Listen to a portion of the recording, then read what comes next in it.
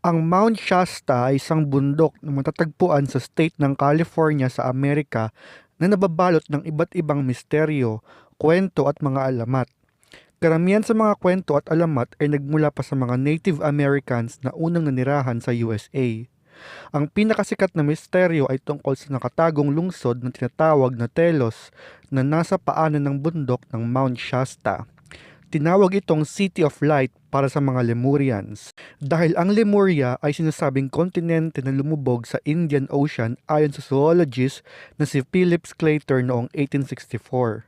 Ang Lemurians ay mga residente ng sinasabing nawawalang kontinente na tinatawag na Lemuria na lumubog at ikinamatay ng karamihan ng mga Lemurians dahil sa malakas na alon ng Indian Ocean libo-libong taon nang nakalipas.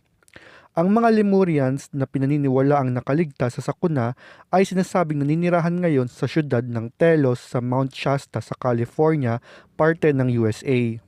Ang mga Lemurians ay nasa 7 talampakan ng taas, mahaba ang buhok at kadalasang nakasuot ng sandals at puting damit.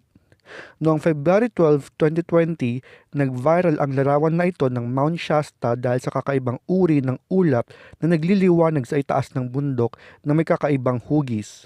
Dahil dito ay naging sentro ito ng usapan tungkol sa UFO at aliens at syempre ang sinasabing nawawalang sibilisasyon ng Lemurians.